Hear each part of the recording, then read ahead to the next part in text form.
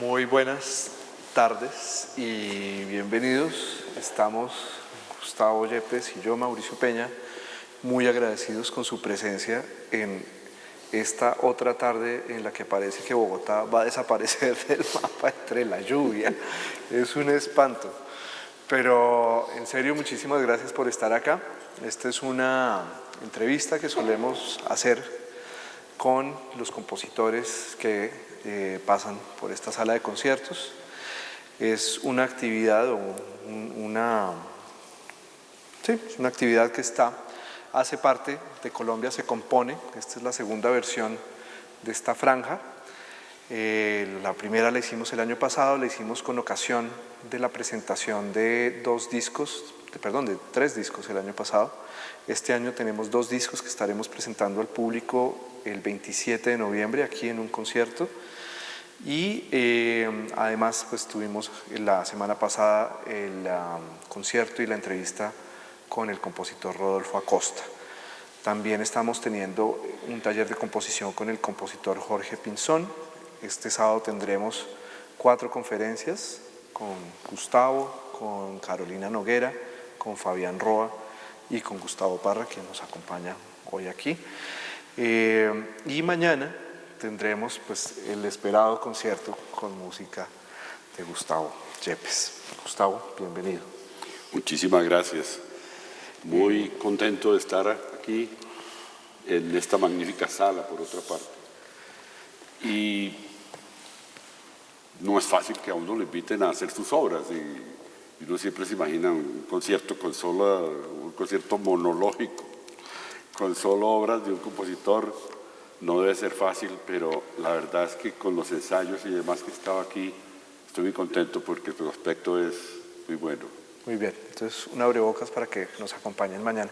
Alejandra, creo que está pitando un poquito mi micrófono. De pronto bajarle un poquito, por favor. Bueno, empecemos por el principio. Gustavo, tú eres de Yarumal, Antioquia, nacido en 1945. Siempre me genera curiosidad cómo le pica a un colombiano en 1945 en Yarumal el mosquito de la música. Pues eso sí es una especie de milagro, ¿no? No, la verdad es que primero que todo yo creo que si a uno finalmente lo pica ese mosquito es porque tenía alguna predisposición de nacimiento. Y todos sabemos que nuestros padres, y yo creo que en Antioquia es un poco más, no querían mucho que uno se dedicara a la música porque pensaban que eso no era una cosa de la que uno pudiera vivir, digamos. En el mejor de los casos, ¿no? A veces era visto como del bajo mundo un poco. Sí, sí. También. Pero la verdad es que hubo algo que a mí me sirvió mucho, que fue primero el hecho de que fui a dar con mis huesos a un seminario, el seminario de Yarumal, de Misiones, y eso, a ver, todavía no había ocurrido este desastre que hay hoy en día, y es que la iglesia echó a la basura su música y su idioma, pero todavía, digamos, en los seminarios había un enorme interés en la cuestión musical. Entonces yo, después de un tiempo de estar allá y recibir clases de piano, y allí teníamos incluso una pequeña orquesta, teníamos coro, se hacía obviamente canto llano y esas cosas. ¿Esto era a qué edad? Estoy hablando de 10 años. Ah, no, claro. 10 años de edad. Entonces terminé de maestro de capilla en el seminario. Entonces estaba al cuidado del órgano y de preparación del coro y demás, maestro de capilla. Y desde luego eso fue un gran comienzo, porque los seminarios, muchos eran realmente como pequeños conservatorios en donde había interés en eso. Eso por un lado.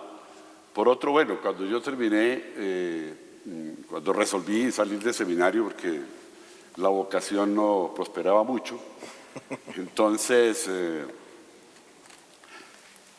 después de 2 años de aquello que llamaban filosofía, salí y dije, bueno, ¿ahora qué voy a estudiar? Y yo mencioné que quería hacer música.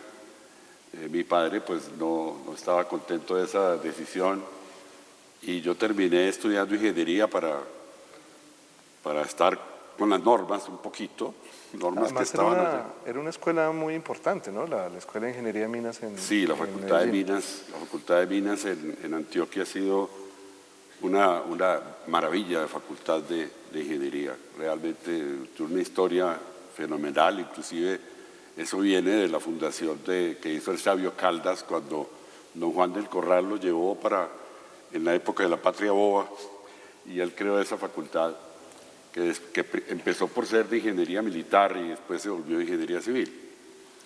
Bueno, es una maravilla porque realmente la matemática y la música están fuertemente ligadas y a mí me ha servido muchísimo ese estudio. Siempre, sobre todo ahora que estoy muy dedicado a la cuestión teórica, a la mal llamada teoría de la música, pero que es donde la parte matemática le enseña a uno muchísimo sobre los basamentos de la música. De manera que fue lindo. Además, desde la Edad Media, ¿no? El quadrivium, el estudio de las universidades medievales tenía, dizque 4 ciencias matemáticas, que eran la astronomía, la aritmética, digamos, la geometría y la música. Un poquito con la idea de los griegos, pues, de que la música era explicación matemáticas y si no, no valía la pena, pues, el otro extremo del asunto, ¿no? Bueno, de manera que, para contestar la pregunta de nuevo, sí, ese comienzo fue muy importante. Ya después el resto de estudio que hice, pues lo que hizo fue complementar aquello que había empezado allá. ¿Tú terminaste la carrera de ingeniería? Sí, yo terminé la carrera de ingeniería, pero nunca fui ingeniero ni un solo día. Yo al otro día ya estaba trabajando. Me he dicho, yo venía trabajando desde antes en el conservatorio como profesor. Recordemos que en ese momento todavía no habíamos logrado el que las carreras musicales fueran universitarias, todavía era una cuestión más bien vocacional, digamos. Entonces yo ya era profesor del conservatorio, profesor de solfeo y de coro, y en fin. Entonces, obviamente yo me quedé ahí. Nunca me fui por el lado de la ingeniería. ¿Y cuál era tu fuerte musical en ese momento? Qué interesante, porque lo primero, bueno, el hecho de que había estudiado órgano y piano, pues eso seguía siendo muy importante. Yo en el Conservatorio de la Universidad de Antioquia utilizaba mucho, inclusive sin tener obligación, pero me encantaba acompañar a los cantantes, acompañar a los solistas de diferentes instrumentos. Entonces hice mucho piano correpetidor, digamos. Y lo otro fue mi estudio de la dirección, mi estudio práctico de la dirección coral, porque lo que hice fue armar coros y terminé dirigiendo el coro de la Universidad de Antioquia. Después hice un coro de cámara que se llamaba Amor Musice, el amor de la música, y bueno, siempre, inclusive en la Universidad del Valle. Después fui también director del coro de la universidad, de manera que para mí la dirección coral y la actividad coral fue sumamente importante. Y ese vínculo venía del seminario, ese vínculo Claro. con la música vocal. Ese amor por la música coral venía allá, claro.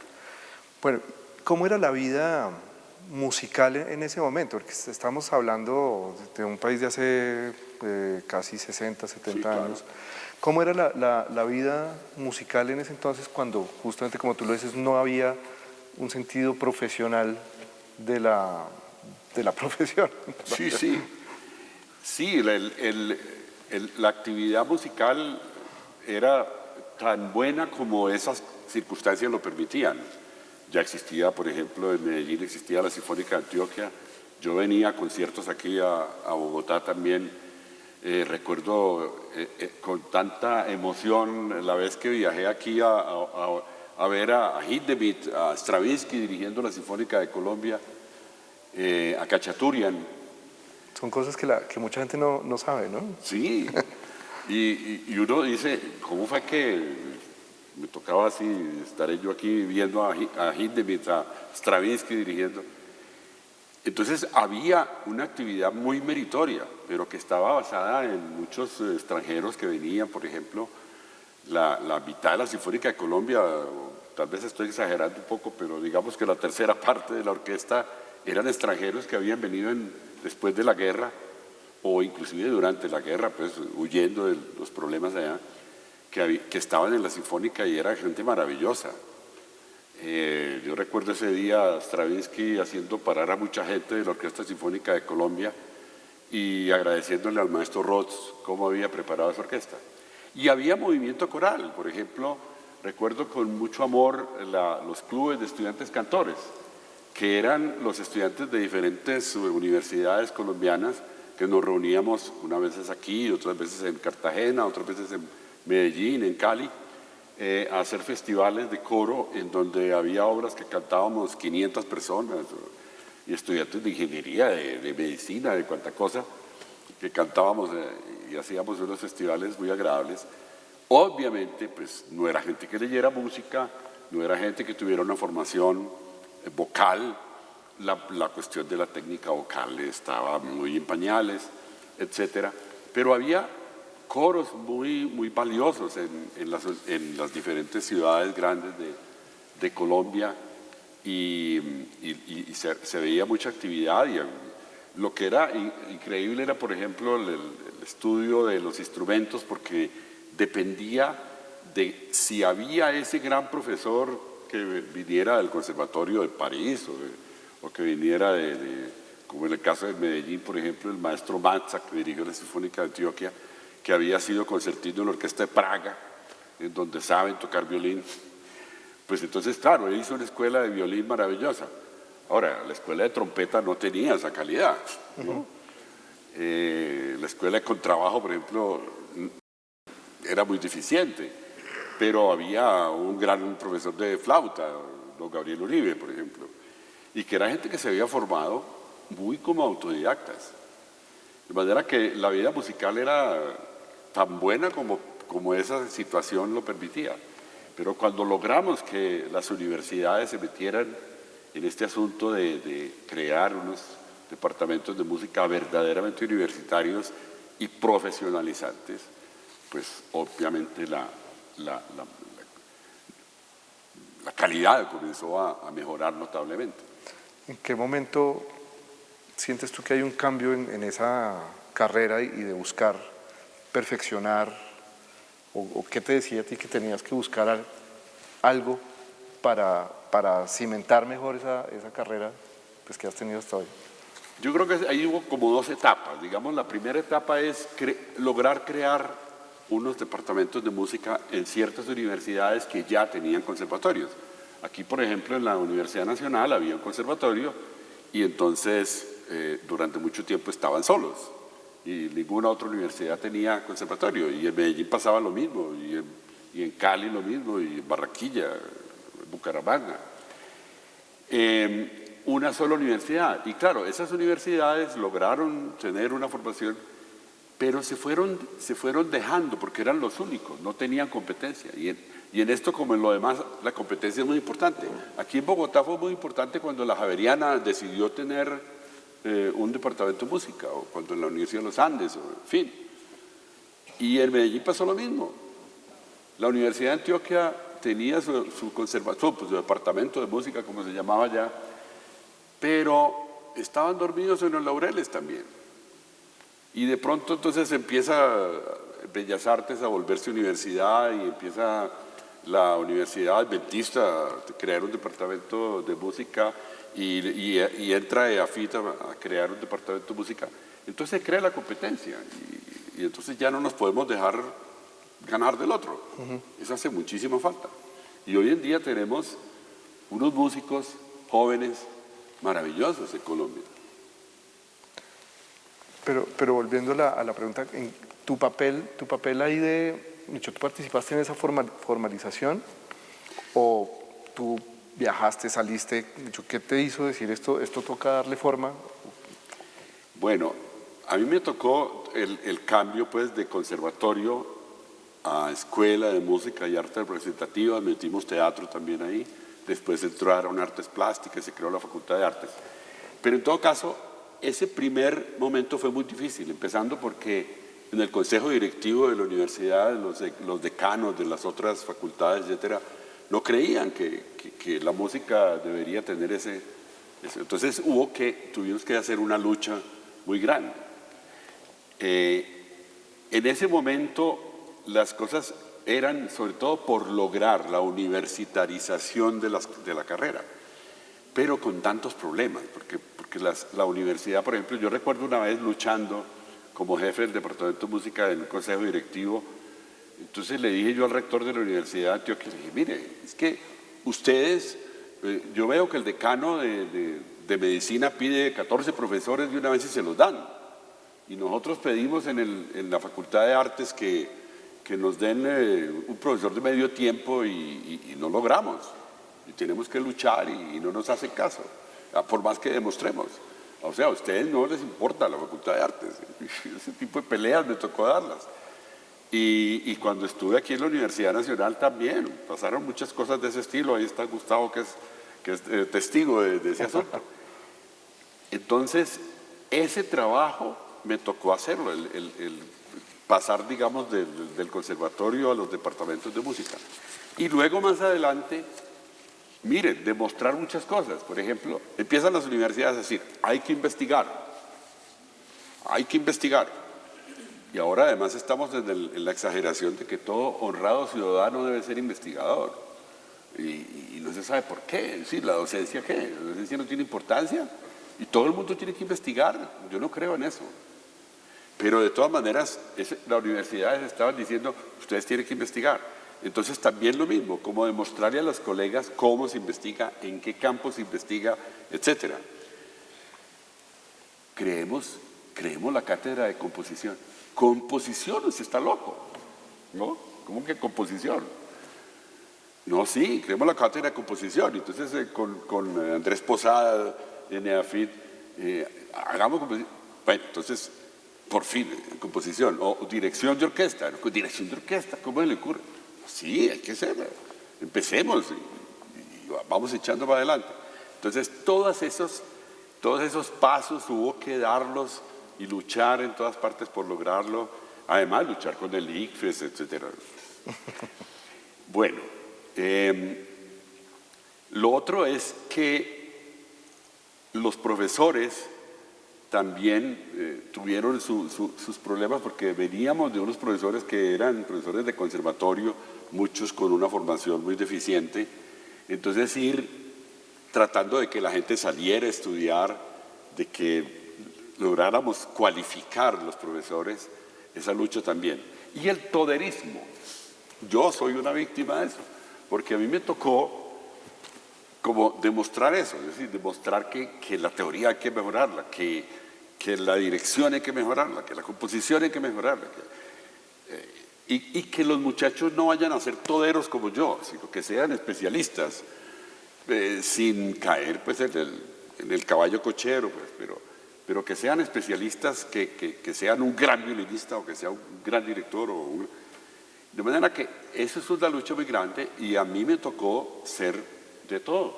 ¿Sí? Me tocó investigar, demostrar cómo se investigaba a los colegas, mostrarles que había que salir a estudiar en el exterior las cosas en las que éramos flojos, etc. Eso hace que inclusive, por eso yo agradezco mucho que me hubieran traído como compositor, porque yo he sido de todo. Yo he sido el profesor de armonía, de contrapunto, de morfología, de todas las partes de teoría, el profesor de dirección, el compositor, de todo un poquito. Qué tan bueno que los muchachos ahora ya no tienen que hacer eso, sino que pueden hacer de todo. también estuviste, bueno, estuviste en la Universidad de Antioquia, en Cali también. ¿La lucha era la misma en Bogotá, en Cali, en Medellín? Igualita, Igualita. igualita. Es decir, en la Universidad del Valle también me tocó exactamente eso. Y la cosa más simpática es que logramos que se apruebe la carrera de la Universidad del Valle, la carrera de música. Y entonces yo, que era ingeniero y no músico, tenía una actividad musical muy grande, había dirigido coros, yo había dirigido orquesta, había compuesto, había hecho de todo, pero igual yo no tenía un grado.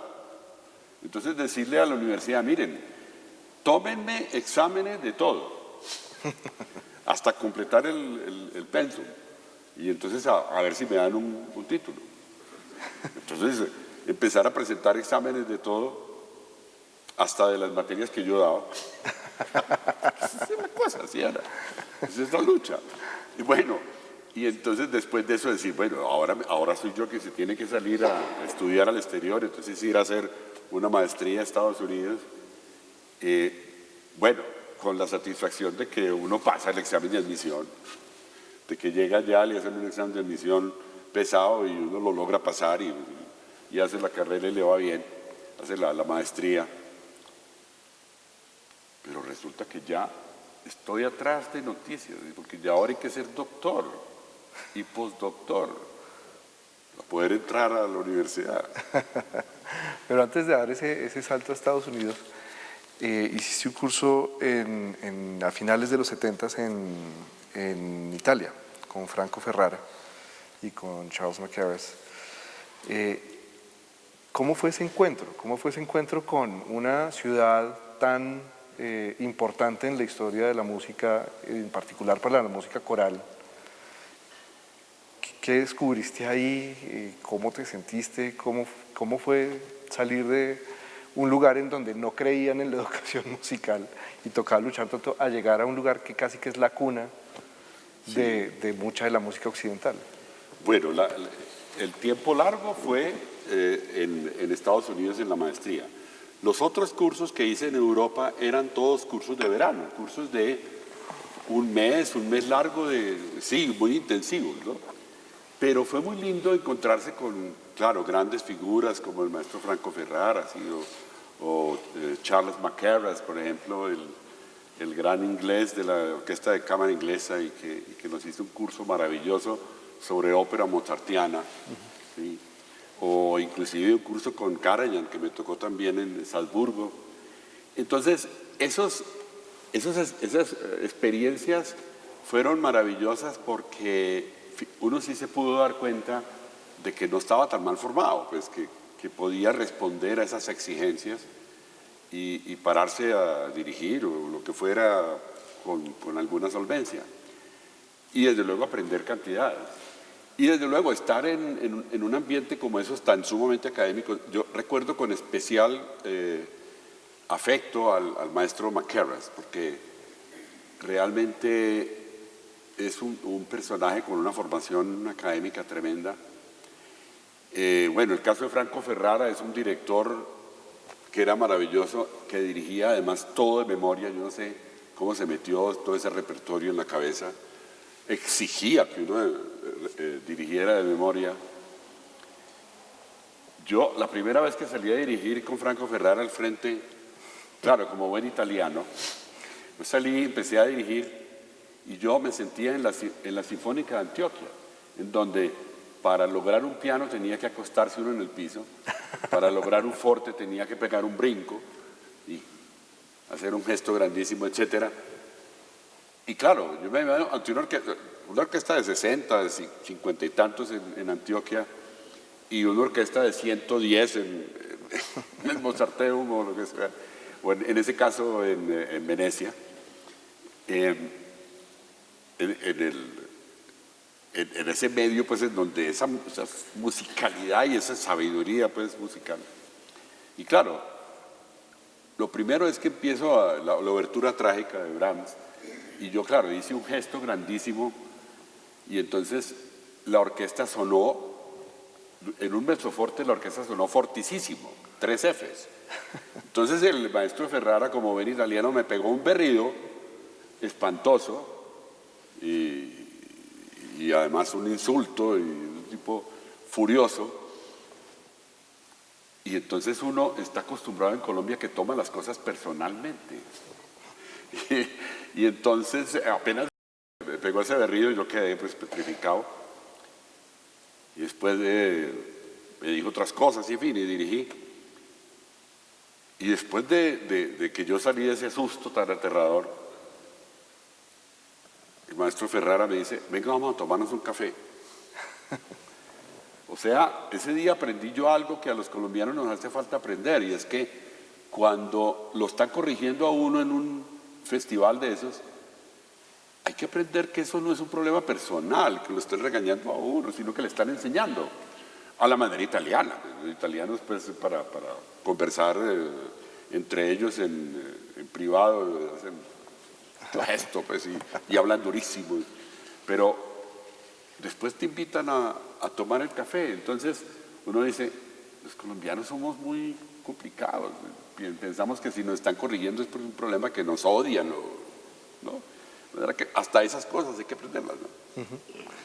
Bueno, y ahora sí, el salto a Estados Unidos. Entonces, paso una prueba. ¿Quiénes eran tus compañeros de estudios? ¿De dónde venían? ¿Siguen esas relaciones? ¿Y eran estudios exactamente en que la maestría estaba enfocada? La maestría es en dirección de orquesta. Esto era en Carnegie Mellon, en Pittsburgh. Carnegie Mellon, en Pittsburgh. En Pittsburgh, sí. No, yo tenía solamente 2 compañeros, que eran un muchacho de Costa Rica y uno de México. Qué extraño, ¿no? Tres latinoamericanos. 3 latinoamericanos, no había ningún gringo ahí. Ellos, las maestrías, los norteamericanos que había ahí eran de otras especialidades. Pero fue maravilloso porque éramos 3 estudiantes de dirección y por tanto nos tocaba por lo menos 1 hora semanal de orquesta, de tener orquesta en la mano. Que a veces, en Colombia a veces fallamos por eso, porque los estudiantes de dirección dirigen más el piano que la orquesta. Pues hoy día sigue siendo muy difícil que un estudiante de dirección en Colombia tenga orquesta con todos los colores, todas las fuerzas que están de verdad detrás de una obra. Y con la exigencia de poder ubicar espacialmente la orquesta, de saber que el que se equivocó fue el segundo trombón, ¿cierto? Y que en el segundo violín hay un atril que es débil porque para y tal cosa. Y uno dirigiendo un piano obviamente no es lo mismo. Y no se acostumbra a dar las entradas espacialmente, allá está tal, allá está tal. De manera que eso era maravilloso. Yo no sé, francamente, si la política en ese momento de la universidad era tener muy pocos directores o era que no había más que en ese momento, y tuve la buena suerte de que fuéramos 3 nomás. Pero a propósito, uno de los compañeros dirigió mucho tiempo en la Orquesta Nacional de México, que fue Cárdenas, Eduardo Cárdenas. El otro ha dirigido también en Costa Rica, Juan Arana se llama el costarricense. La verdad es que tuvimos esa gran suerte. Y lo otro es que te tenían en cuenta en materia de intereses. Por ejemplo, yo siempre he tenido un enorme interés en la ópera y entonces me dijeron, ¿usted con qué programa se va a graduar? Y dije, pues si se puede, yo quiero un programa operático. Y me dijeron, claro. Y me llamaron un especialista en ópera que me ayudara con eso. De manera que también fue bello eso, que yo pudiera hacer un programa de grado en donde no era música sinfónica, pues instrumental, sino ópera. Para ilustrar un poquito, ¿por qué es diferente la dirección netamente orquestal de la dirección operática? Sí, esa es una cosa difícil porque la dirección puramente instrumental, desde luego, es enormemente bella y compleja y sola cantidad de familia instrumental que hay, de los diversos instrumentos y oír todo eso. Pero en la ópera uno tiene que estar pendiente de la obra teatral, digamos, sino como director de orquesta tiene que estar de acuerdo con el director escénico tiene que estar de acuerdo con las luces, con todo.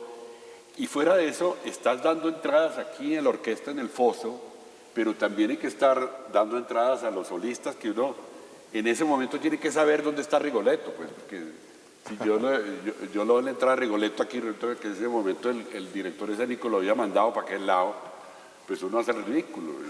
Entonces uno tiene además que tener en la cabeza el desarrollo escénico. De manera que dirigir ópera es muy complejo, es muy complejo.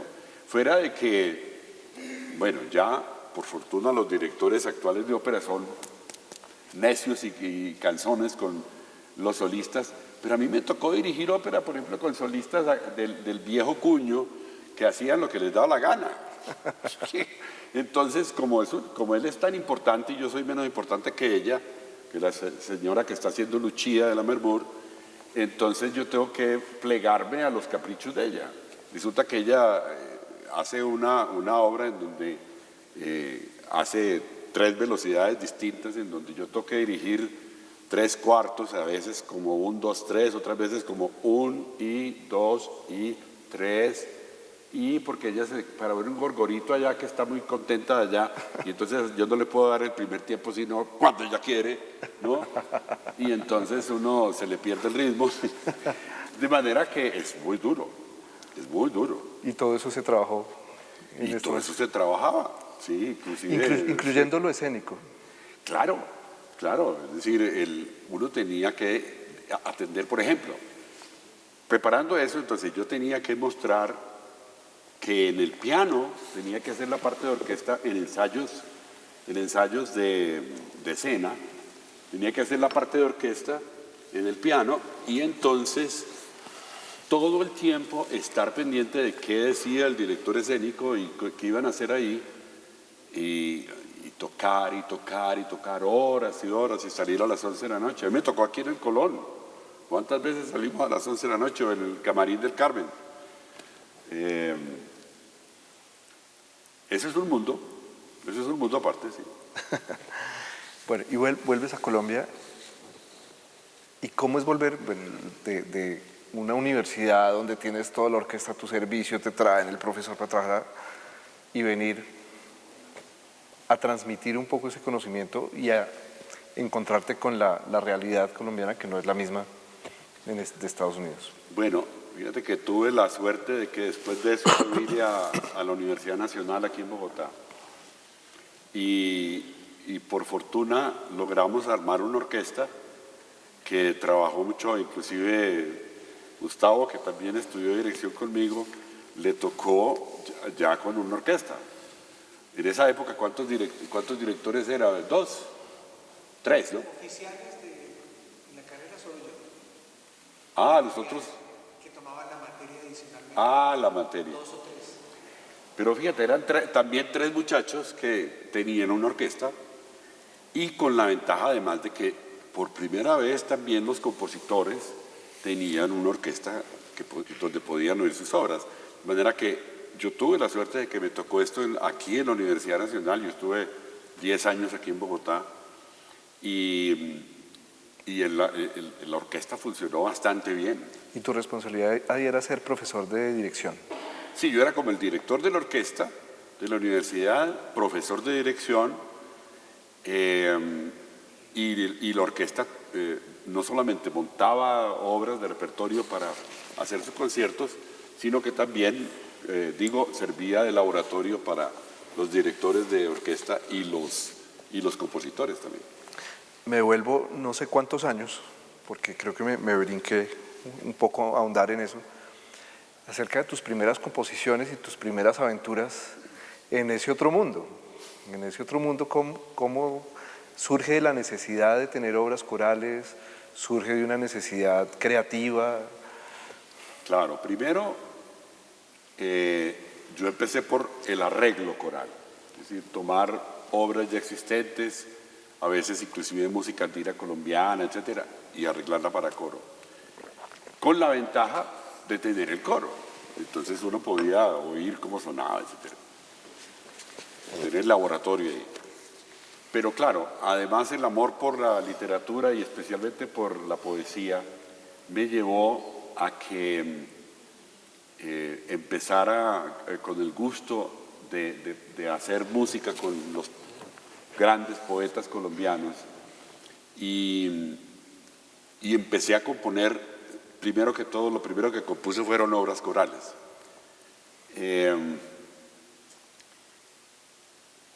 Con las obras instrumentales fue un trabajo, digamos, posterior, sobre todo por compañeros, por amigos, por estudiantes, también alumnos, que de pronto para un recital de grado querían una obra. Entonces, en ese momento no había compositores. Pero corría el run de que tú escribías y que podías hacer esta obra, o ¿por qué se enteran ellos No, de que tú podías hacerles una porque obra? ellos sabían, en un mundo muy pequeño, entonces ellos sabían que yo había compuesto obras corales, por ejemplo, o de que tenía algunas piezas para piano, por ejemplo. Entonces le dice a uno un muchacho, bueno, mira, yo me voy a graduar de flauta, ¿por qué no me haces algo para la flauta? Porque siempre les ponían, qué bueno, que las escuelas de música les decían, se tiene que presentar una obra colombiana. Y en un mundo inédito, porque es que apenas ahora empezamos a editar las obras de los colombianos, pero antes no sabíamos qué había. Y si acaso uno conocía a algún compositor y iba ya a ver si le prestaba la partitura, lo que fuera, pero no estábamos inéditos. Y seguimos en gran parte. O sea, En gran parte, en gran parte falta seguimos. mucho por hacer en ese campo. Y entonces le dice a uno, bueno, entonces compónme una piecita para flauta y piano, pues para mi examen de grado. Entonces empieza uno a meterse en ese cuento. Por otra parte, por fortuna, yo en Carnegie Mellon, en la maestría, había tomado un minor en composición que me sirvió mucho. A mí me enseñó mucho el maestro Leonardo Balada, español. Y entonces hice varias obras con él y trabajé mucho con él, porque ya me gustaba mucho la composición. Y ahí también en la cátedra pues hice algunas obras. ¿Y cómo fue ese salto de, claro, cuando uno está pegado a un texto, pues toca llevar ese texto a un buen resultado y que sea claro, pero ya cuando uno se aparta del texto, ¿qué inquietudes o cómo desarrollaste tú ese otro lado musical de obras ya instrumentales? Obras puramente instrumentales. Sí, la obra instrumental es un mundo muy distinto al de la música vocal, claro. La música vocal, a uno el texto mismo ayuda muchísimo para inclusive ir creando la música en el camino, con solo recitar el poema. A propósito, una anécdota maravillosa, alguna vez un muchacho joven le dijo al maestro León de Grave que si le podía poner música a un poema de él, y dijo, él le contestó, dice, ¿y no tiene?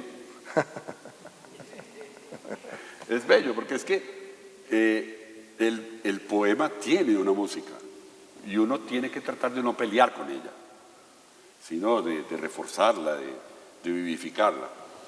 Entonces, cuando te enfrentas a la música pura, tienes que pensar en otro mundo sin el apoyo del texto, pero también tiene que ser discursivo, igual que la música con texto. Y uno lo que hace es apoyarse muchísimo, los compositores todos saben eso, apoyarse mucho en la cuestión de la forma. Ese discurso está basado en unas formas que son también iguales, así como aprendimos del texto poético, aprendimos que son frases, que son una frase que contesta otra, que forman un período, que esos 2 períodos o 3 períodos forman una sección, etcétera, que esa sección con otra o con otras 2 forman una gran sección, etcétera, y después un movimiento, la forma se va creciendo. Entonces uno termina haciendo música instrumental de la misma manera, es construyendo un discurso con base en unas formas que son de oposición, de parecido, y uno luchando entre 2 extremos, el extrema monotonía, que sería todo repetitivo, todo del mismo ritmo, las mismas cosas, o el extremo o la extrema caos, que es un discurso en el que nada se parece a nada, tener un buen justo medio en donde a veces, como dice Leonard Meyer en Motion and Meaning in Music, emoción y significado en música, que dice que es yo le doy gusto al oyente a veces y a veces no le doy gusto. Es decir, yo hago una frase musical y el oyente se imagina una respuesta. Si yo le hago esa respuesta, pues le estoy dando gusto. Pero también de vez en cuando hay que sorprenderlo. Entonces, ese buen juego, que es el mismo que haría un dramaturgo, que es el mismo que haría un poeta, que es el mismo que haría en ballet, por ejemplo, ¿cierto? Hay cosas que son como afirmativas y cosas que son contrastantes. En todas las artes discursivas hay que mantener una forma y un discurso lógico. En la mitad de los 80s, yo estoy especulando, tú me corriges, pero creería yo que la enseñanza de la composición, o la estética más bien, de la composición en Estados Unidos estaba todavía muy ligada a la escuela europea, casi que heredera del serialismo. Del serialismo, entonces. ¿Cómo era eso? Porque yo creo que ese era un lenguaje que, bueno, quizás ya también había llegado a Colombia, pero todo esto que nos estás contando choca un poco con las estructuras mismas del serialismo. Claro. Y de venir también de la música coral, que es una música muy armónica, muy tonal. Aunque también, claro, en la música coral también ya hay muchas cosas, pues, desarrollos también con músicas contemporáneas o con técnicas contemporáneas. Claro, por ejemplo, la unidad formal de la música dodecafónica, por ejemplo, está basada en la serie. Entonces, si tú no piensas en hacer una sección, un periodo, sino que piensas en hacer, bueno, sí, una sección, un periodo con base en la serie de los 12 sonidos. Y entonces el próximo periodo es hacer una mutación de esa misma serie, un tratamiento de esa misma serie. De manera que, claro, y si estamos en música electrónica, por ejemplo, allí no hay frases ni nada, sino que es el sonido mismo puro. Y además el sonido sin diferencias de altura, sino completamente continuo en el espectro. Pero de todas maneras, sabiendo que en la música contemporánea hay otras maneras de pensar, inclusive música como la de John Cage o tantos otros, en donde Stockhausen o Nono, Maderna, en donde ya la cuestión discursiva se va por otro lado, y música en donde puntillismo, en donde al contrario esto no se parece a aquello, nunca, sino que siempre te están sorprendiendo. Pero de todas maneras, la música sigue siendo un discurso, pésele a quien le pese, es un discurso. Y o tú estás diciendo algo que el público te puede más o menos seguir, o no te sigue. Obviamente, el público hay que formarlo también. Es decir, un público que no ha oído música contemporánea, pues no puede sentirla. Pero si la ha oído, entonces cada vez entiende más. Yo recuerdo en el Teatro Junín, Orquesta Sinfónica de Colombia, en Medellín, se presentaba haciendo Stravinsky, La Consagración. Una señora que nunca había oído sino música tonal, entonces estaba al lado mío y dice, ¿cuándo van a dejar de afinar? Claro, ya había empezado. Pero no se dio cuenta. ¿te atrajo eso? ¿Te tocó estudiarlo? ¿No sentiste afinidad con eso? Yo tengo, por ejemplo, de las obras que van mañana, la perorata para trombón y piano pasivo, es dodecafónica. Incluso yo sé que para muchos compositores la palabra eclecticismo es muy mala. Pero yo sí soy ecléctico. Es en el sentido de que yo pienso que los diferentes lenguajes musicales te transmiten cosas distintas. Por ejemplo, yo pienso que Wozzeck de Alban Berg, si no fuera ese lenguaje, casi que no se hubiera podido decir aquello que dice ese tremendo drama, ¿cierto? Eso con el tonalismo no se hubiera podido lograr esa cosa que tiene que ver además con el psicoanálisis, ¿cierto? Con el inconsciente, el subconsciente. Ese lenguaje dodecafónico es excelente para mostrar esas cosas. Pero otros lenguajes se pueden aprovechar para decir otras cosas. De manera que yo no creo esa cosa de que es que uno tiene que estar metido en un solo lenguaje.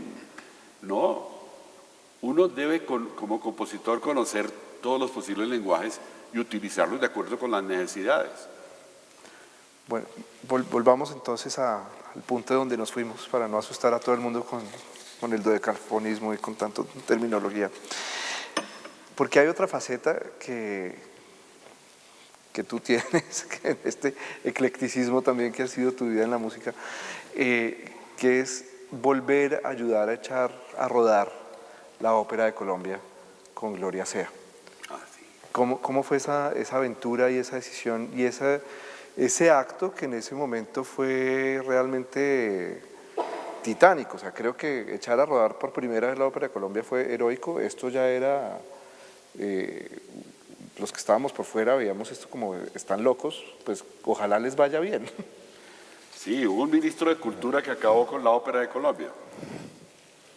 Entonces, estaba muerta. Y nosotros en el Conservatorio Nacional teníamos un taller de ópera. Eso era un director de Colcultura, debía ser en esa época, no había ministerio todavía. Sí, tiene razón. Sí, señor. Todavía no era ministerio, sí. Muy bien, entonces teníamos un taller de ópera en donde yo estaba demetido, porque a mí no me habían nombrado para estar con el taller de ópera, sino que yo me metí con ellos. A propósito del Banco de la República, había un funcionario aquí que era el doctor Villaveses, Roberto Villaveses, que le encantaba la ópera y etcétera, y entonces él empezó a apoyar a estos muchachos que estudiaban canto en la Universidad Nacional y que no tenían taller de ópera. Y entonces íbamos donde él nos conseguía partituras y todas esas cosas y grabaciones. De hecho, le regaló al taller de ópera de la Universidad Nacional, le regaló toda su discoteca porque él ya se había convertido pues a los CDs. Entonces, le regaló todos los discos que tenía y para que los muchachos oyeran ópera y tal. Y entonces un día hicimos un montaje de la flauta mágica de Mozart. Toda la flauta mágica, pero solamente como recital, pues como ellos cantando y yo acompañándolos al piano en el auditorio Otto de Grey, sí, del de la conservatorio. el Olaf Rotz. Olaf Rotz, gracias. En el auditorio Olaf Rotz. Nos presentamos allí haciendo la flauta mágica de cabo a rabo, cantada, y Gloria Sea estuvo ese día ahí. Entonces, apenas terminó de sonar la flauta mágica, pues con simplemente voces y piano y coro, se paró Gloria Sea y dijo que le perdonaran, que iba a hablar, pero que en ese momento estaban haciendo la nueva ópera de Colombia. Así, lo declaró. Y después nos juntó a todos y bueno, yo no me le mido a la flauta mágica porque eso está duro para el público, pero vamos a hacer Don Giovanni. Entonces, con ustedes yo voy a traer de pronto algún solista adicional, pero con estos solistas podemos empezar. En el Camarín del Carmen se volvió a armar toda la cosa y allí nació la nueva ópera de Colombia. A propósito, por allá está mi hermano Mario, que fue director escénico de la Ópera de Colombia en varias ocasiones. Y en esta ocasión, pues, ella trajo un italiano que hizo el montaje escénico. Y sí, efectivamente ahí nació Después de eso ya siguió existiendo. ¿Y seguiste vinculado con ese proceso o...? Yo seguí vinculado durante año y medio más que estuve en Bogotá, ya después me fui de aquí otra vez para Medellín, pero el tiempo que estuve, sí, estuve como director musical o como director musical. director Sí. musical? Sí, inclusive yo dirigí el Don Giovanni, pues la dirección orquestal, y después se fueron invitando otros directores ¿Eso fue con la Sinfónica de Colombia? a Sinfónica de Colombia, correcto. ¿Qué recuerdo tienes de ese montaje? Uy, ese Si no montaje. estoy mal, fueron 2 funciones nada más, ese Don Giovanni. Se hicieron 2 o 3 Sí, funciones. eso fue una cosa cortica. Fue muy corta. Entonces, esa es una cosa colombiana que hay que cambiar. Un montaje de ópera es una cosa tremendamente dura y tremendamente compleja. Y nosotros aquí en Colombia nos damos el lujo de hacer un tremendo montaje de esos y hacemos 2 funciones, 3 funciones. En otras partes del mundo se hacen muchas más. Debería ser así. Sí. Sí. Debería haber circuitos también, ¿no? Además, Sí, llevarlo a otras ciudades. Bueno, sigue otro periodo en aún otra universidad colombiana, que esta vez privada, la Universidad de los Andes. en la Universidad de los Andes, sí. Bueno, ¿cómo es ese paso ya a la universidad privada en Colombia? ¿Cuál es la diferencia ahí en la formación, en la cultura también de enseñar música en este otro espacio? Bueno, pues ahí en la Universidad de los Andes, la universidad todavía tenía, pues digamos, poco trayecto de funcionamiento del departamento de música y entonces Manuel Benavides me llamó para que trabajáramos, ay Dios, se me olvidó el nombre, Cubides, Benavides, no, Cubides, Manuel Cubides me invitó pues a que dirigiera el departamento y que trajera ideas nuevas y en fin, él pensaba que estaban un poco, digamos, estancados, entonces llegamos y hicimos un buen equipo porque Manuel fenomenal, muy creativo y en fin, muy proactivo además también. Y fueron 2 años de mucho trabajo. Yo sé que después yo salí, creo que cambiaron muchísimas cosas de lo que habíamos propuesto, pero de todas maneras en esos 2 años se hizo mucho. Yo no estuve muy de acuerdo con que cuando ya estaba terminando mi periodo de 2 años, llegó un nuevo rector que había sido ministro de Hacienda y que llegó pues como con unas ideas bastante contrarias de lo que era lo que yo pensaba que debía ser una facultad, pues o un departamento artístico. Entonces yo preferí salir. En ese momento en la Universidad de Antioquia me llamaron que querían precisamente el taller de ópera, otra vez con mi hermano también, y entonces decidí irme porque estaba más de acuerdo con lo que iba a hacer allá. ¿Pero cuáles eran esas ideas contrarias? Pues que, primero que todo, hay universidades privadas que en un momento dado pueden entender o no cómo funciona la música en el mundo, y eso ya está inventado. Por ejemplo, un departamento de música normalmente produce pérdidas. Es decir, una universidad no puede esperar que el departamento de música les produzca ganancias, ingresos, no. En todas las universidades del mundo que tienen un departamento de música quieren dar el gusto de tener un departamento de música, de hacer música, de hacer extensión musical y de hacerlo por el hecho de que ellos tienen otras secciones de la universidad que les producen. Como dice el rector de AFIT, que también es una universidad privada, dice, la casa pierde pero está feliz. Es eso. ¿Cierto? Yo recuerdo que en EAFIT, el rector anterior que murió hace poquito, el doctor Gaviria, que fue el ministro también, ¿no? Juan Felipe Gaviria, no, sí, Juan Felipe Gaviria, hace poco murió. Pero yo me acuerdo con el consejo superior de la Universidad EAFIT, pues es el sindicato antioqueño. puros empresarios. Y ellos decían, pero es que eso no va a producir dinero, eso va a producir solamente pérdidas. Y entonces el doctor Juan Felipe les dijo, mire, el MIT tiene departamento de música, aprobado. ¿No? Esa es la idea. Entonces, esa cosa hay que aprenderla. ¿Sí?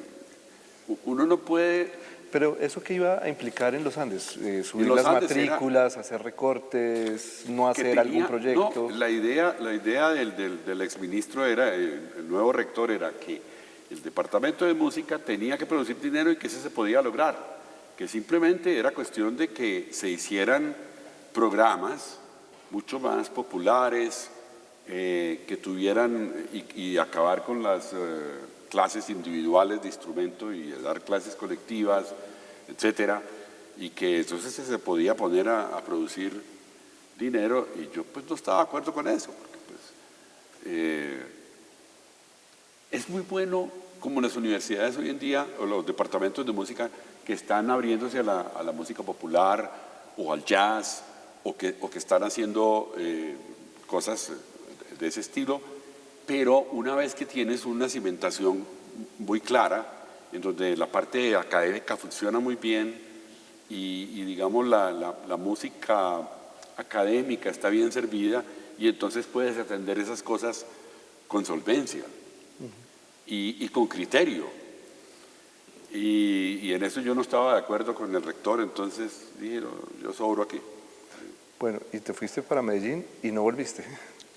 Sí, no, me quedé allá porque además después de eso me jubilé. Yo había participado en la creación del departamento de música de AFIT, entonces me llevaron para allá y ya había viajado bastante. Bueno, ¿y cómo fue volver a Medellín y cómo fue volver a encontrarse con esa vida musical, académica también, que tú ayudaste a echar a rodar?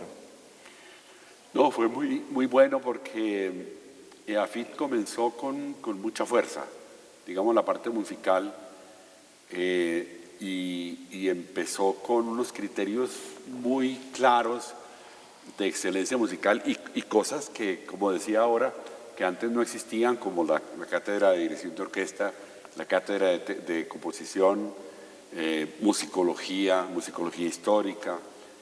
Entonces, y fuera de eso, el mismo jazz, por ejemplo, el programa de jazz. Entonces, eso comenzó con muy buena calidad, con muy buenos profesores, y entonces incluso hoy en día, por ejemplo, de los otros departamentos de música de Medellín, de las otras universidades, muchos de los profesores salieron de AFIT. De manera que eso fue un momento de muy buena producción, de mucha exigencia, de calidad, y eso sirvió no solamente a la universidad, sino que ha servido a toda la ciudad. Tenemos algo de música aquí también para ilustrar un poco esa faceta, para salirnos un poco del lado académico. ¿Qué quieres que escuchemos y hablamos un poquito de esa obra? Podríamos hacer de pronto la segunda de las canciones, que es con texto del maestro León de Grave, que se llama Canción Ligera.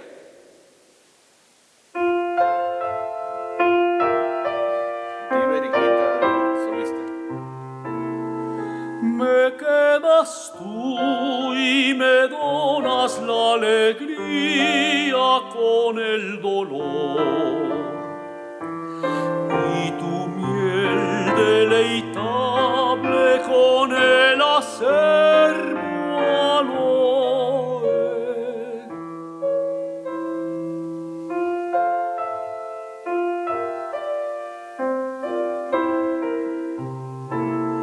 Me quedas tú y la luz que tu alma cría, dentro la tenebrura inenarrable de mi yo solitario. Siempre lo es tu don ilusionario. Me quedas tú y el claro raro sortilegio de tus ojos rientes. Con su hechizo mi soledad se puebla. Me quedas tú y tu risa cuyo arpegio me embriagan, y tu tesoro de oro cobrizo olas del alma sola. La gris niebla, tu regalo aureola.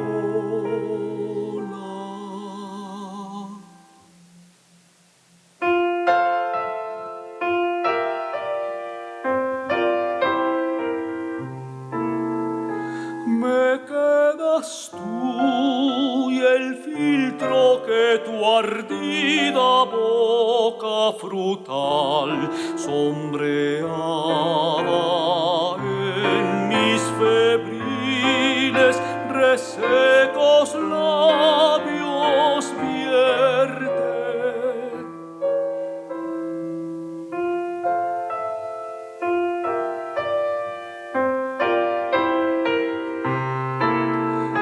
Me quedas tú, la ingenua enardecida. Me quedas tú, la experta, la de sutiles tácticas retrecheras. Vida, muerte, lo que quieras.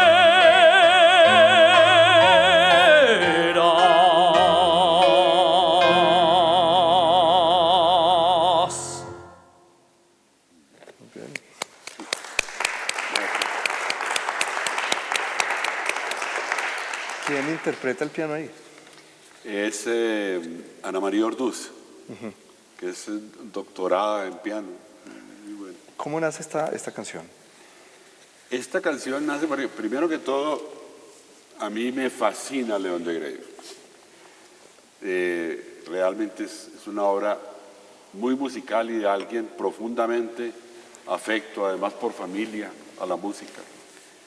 Y entonces alguna vez estábamos precisamente con Diver hablando de León de Grave y él me insinuó que esa poesía, porque él no le hacía música y me puse en eso y realmente es fascinante la forma como a uno León de Grave lo lleva musicalmente. Si de pronto oímos una instrumental. Claro, perfecto. Para hacer el contraste. El contraste, sí. Muy bien. La instrumental, entonces, un poquito les hablo de esta obra. Esta obra sí fue por el grupo que la estrenó. Me pidieron que iban a hacer un disco, que si quería hacer. Y entonces me imaginé una cosa que no fuera ahora que hablábamos de forma y de discurso. Me imaginé una cosa que tuviera una forma un poquito menos regulada, digamos. ¿Para qué formato es? Pues que es formato de trío instrumental, violín, violonchelo y piano. Okay. Entonces, la obra se llama Conversación intrascendente para trío. Es decir, la idea es que esto es como tres amigos que se reúnen a conversar, no a desarrollar un tema, sino a conversar, porque se encontraron en donde el uno habla de una cosa y el otro después habla de otra y no le gustó el tema y de pronto el uno sí le sigue la corriente al otro, pero el otro trae a colación otra cosa completamente distinta. Entonces, la forma es un poquito caótica, como una conversación de ese estilo. Por eso se llama así, Conversación intrascendente para trío.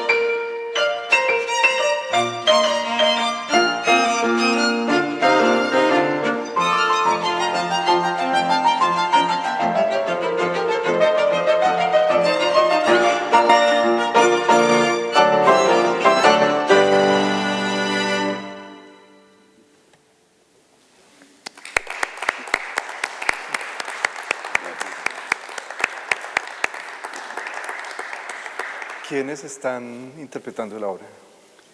Ese es un trío que hay en Medellín que se llama el trío Valmorques, porque es como los tres apellidos juntos. Pronto nos puedes leer allá yo no me acuerdo los nombres de todos.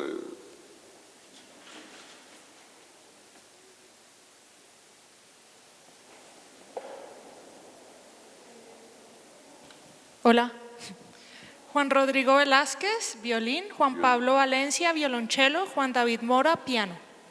Okay, muy bien. Es muy interesante también la labor que está haciendo AFIT. Está produciendo también mucha grabación, composición, están surgiendo muchos músicos, increíblemente creo que son dos polos fuertes de la música en Colombia, que además pocas veces se cruzan, como que cada uno anda por su lado haciendo cosas, y bueno, pues hoy nos encontramos. Quería preguntarte por el programa que vamos a escuchar mañana, ¿por qué la selección de esas obras?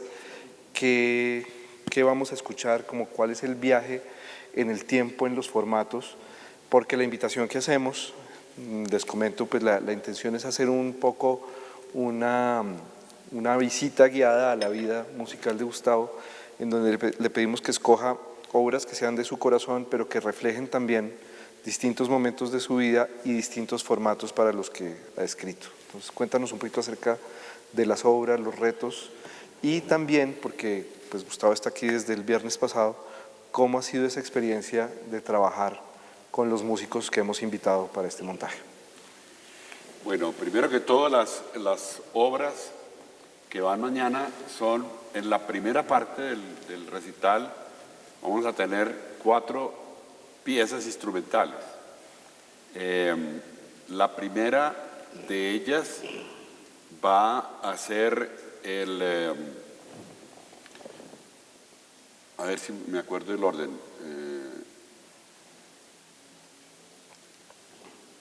A ver, la segunda va a ser la perorata para piano, para trombón y piano pasivo.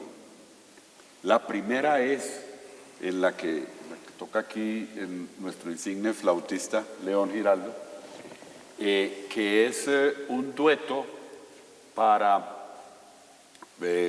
flauta y viola. Ese me lo pidió una profesora de viola cuando se graduó de su recital de grado, me pidió una obra y entonces fue cuando compuse esta obra que se llama Nunca cesó la horrible noche. Sin comentarios.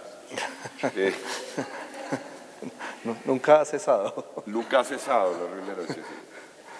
Sí. Bien, entonces esta es la primera obra. La segunda es la perorata, o sea, la cantaleta, para trombón y piano pasivo. Un estudiante, Lopera, ¿cómo es que se llama? Juan Felipe Lopera, que ahora está dirigiendo una orquesta en Estados Unidos. ¿Recuerdas cuál? En Texas. Juan Felipe se graduó como trombonista, también me pidió que hiciera una obra para su recital de grado y a mí se me ocurrió una idea que creo que es bastante original, que consiste en lo siguiente. El trombón tiene un papel en donde hay muchos extremos, inclusive esa obra es dodecafónica, es decir, está completamente serializada. Y entonces el trombón, que es un instrumento que tiene mucho poder de sonido, toca prácticamente metido dentro del piano, dentro de la caja de resonancia del piano, y el pianista no toca, sino que solamente maneja los pedales. El pedal de dejar libres las cuerdas para vibrar y el pedal izquierdo que es para apagar. Y entonces el acompañamiento, digamos, de lo que toca el trombón son los armónicos que se despiertan dentro del piano, de manera que es una obra muy interesante. Ya estuvimos aquí en el ensayo y se alcanza a oír hasta atrás toda la resonancia del piano. Espero que el público, la presencia del público, pues no afecte mucho eso, pero vamos a ver qué pasa mañana. La tercera obra se llama, esta es la que acabamos de oír, el trío. Y luego la cuarta obra es otro trío, pero esta vez para clarinete, violín y piano, que es una obra que se llama Medellín. Esa obra me surgió a mí desde la época, pues el borrador de esa obra me surgió desde la época que estaba haciendo mi maestría en Estados Unidos. Hice el primer borrador, digamos, de esa obra, que era como recordando a Medellín la falta que me hacía. Y entonces, cuando la Universidad Nacional en Medellín hizo un festival, me pidieron una obra, lo que hice fue resucitar esta, pues terminarla, porque no estaba terminada. Y entonces esa es la tercera, esa es la cuarta obra de la primera parte del programa. En la segunda parte va a ser una obra completamente coral. Cuando me dijeron que las obras que fueran de mi elección, pues, y que me llamaran más la atención, aquí surgió un problema legal, que es el problema de los derechos de autor. Entonces, todo increíble, por ejemplo, que Porfirio Arbajacó, todavía tengo problemas de derechos de autor, pero ni Porfirio, ni León de Greiff, ni Carlos Villafañe, ni Antonio Llanos, ni Meira del Mar, que eran obras que yo tenía muchísimo interés en que se oyeran. Por ejemplo, la de los duetos líricos de Meira del Mar es hermosa, los poemas de ella. Bueno, no se pudo. El único que quedó vivo fue Pombo. Porque estaba ya muy muerto. Ese sí estaba suficientemente muerto en el pasado. Sí. Entonces, finalmente tuvimos que escoger toda la obra coral de las que he hecho sobre Pombo, porque los demás no se pudieron, de manera que eso va. Pero les cuento que los ensayos han sido hermosos, porque no solamente los ensayos con los maestros que tocan la música instrumental, todos sumamente profesionales, muy cuidadosos, y yo estoy muy feliz de la gente que escogieron ustedes para hacer estas obras, porque de verdad que los ensayos han sido muy positivos y yo he quedado muy contento del profesionalismo, de la calidad que va a resultar ahí. Y en cuanto a las obras de Pombo, vamos a tener mañana, primero el coro infantil, que va a cantar 4 obras de las de los cuentos pintados de Rafael Pombo, La pobre viejecita, Simón el Bobito, las que conocemos, las que hemos recitado toda la vida desde niños. El coro, ambos coros van a estar dirigidos por Bárbara de Martis. ¿Bárbara qué? De Martis. De Márquez. Martis. Ah, de Martis. Martis. Bueno, el trabajo de esta maestra es maravilloso, maravilloso. Yo estoy muy contento. Y lo dices tú, que has trabajado en la vida coral tantos años. Yo que soy amante de la música coral y director de coro de tantos años, la verdad es que aquí deben estar muy orgullosos de esos 2 coros, y muy especialmente el coro de niños yo me encontré una calidad que no me la soñaba. El coro Schola Cantorum de la Catedral. De manera que esa parte va a ser muy bella, y la parte también cantada por el coro mixto que se llama la Coral Santa Cecilia. La Coral Santa Cecilia, dirigida por la misma maestra Bárbara. Me descrestaron, como decimos, porque especialmente Éxtasis de Rafael Pombo es una obra a la que ningún coro se le ha medido, porque de verdad es muy difícil. El Coche también de Rafael Pombo es muy difícil para las sopranos, por ejemplo, y lo están haciendo sumamente bien, así que yo estoy feliz del profesionalismo de todo el mundo, incluidos los coros, que en Colombia estamos acostumbrados a que sean menos profesionales, más de diletantes, pero que van a hacer un trabajo muy, muy bello. Pues Gustavo, felicitaciones, y estamos tremendamente complacidos de poder hacer un nuevo retrato de un compositor, un retrato que con estas entrevistas tratamos de complementar. Tenemos tiempo también para hacer preguntas. Aquí tenemos un micrófono para que las preguntas queden grabadas en el video. Entonces, si alguien tiene alguna pregunta para Gustavo, por favor.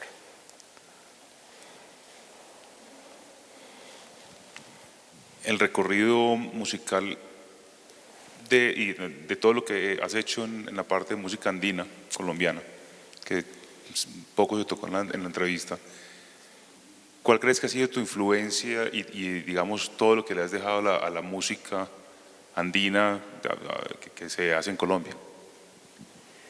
Bueno, a propósito de ese tema, hay algo que a mí me parece tan necesario, y es que últimamente la música nacional popular en general está muy abandonada por los medios de comunicación, en fin.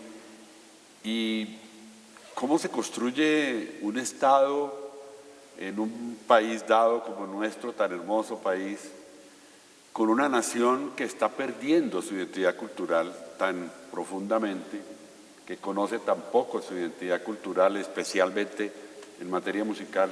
Entonces siempre he ayudado mucho cuando me han pedido que ayude en festivales y, en fin, he sido muchas veces jurado de concursos de esos de música andina colombiana, y me encantaría que de verdad se apoyara un poquito más, pero la verdad es que no se oye.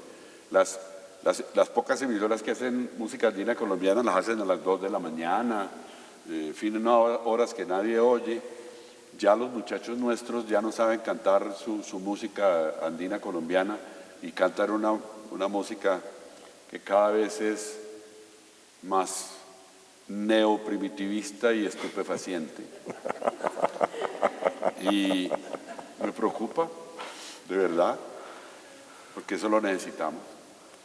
Bueno, de manera que sí, yo he hecho mucho, inclusive el primer libro que publiqué fue precisamente de versiones corales de música andina colombiana para 2, 3, 4 y 5 voces, que es un libro que produjo Colcultura cuando estaba Gloria Sea, sí. No, perdón, cuando estaba Juan Felipe. No, Juan Luis Mejía, sí. Que era ministro, sí. Ya era ministerio. ¿Alguna otra pregunta?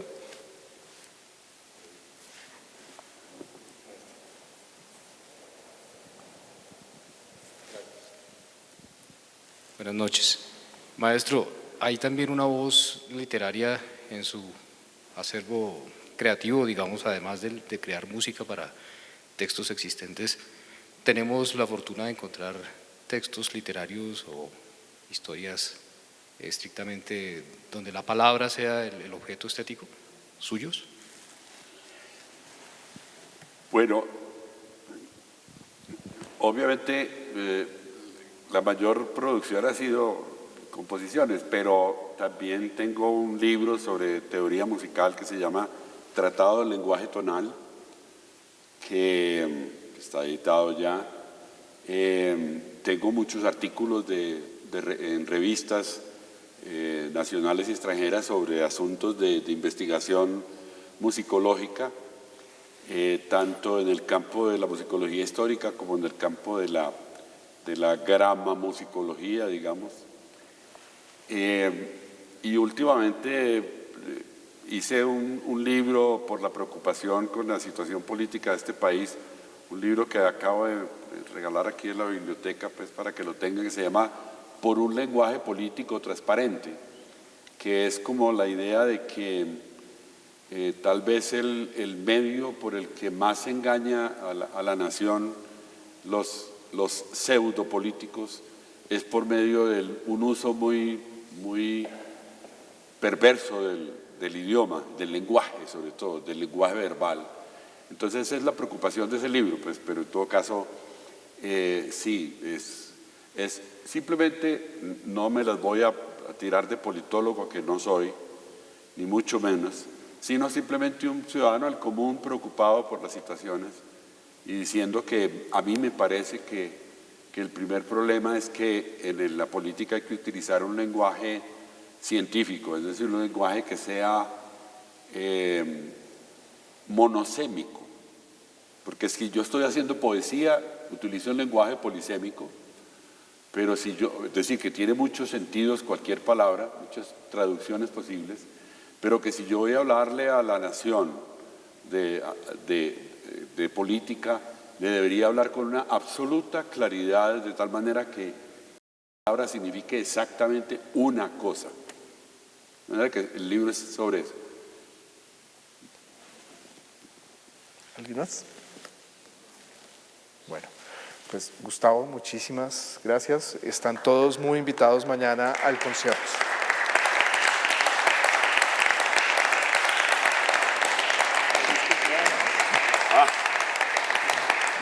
No, y muchísimas gracias no solo a ustedes, sino muy especialmente al Banco de la República y a la Sala por esta magnífica oportunidad para un compositor. Obviamente es una cosa maravillosa, única en la vida, que le permitan presentar su obra de manera monográfica, de manera que mil gracias, todo mi reconocimiento y muy especialmente al aquí presente porque es culpa de él. Muchas gracias. Feliz noche.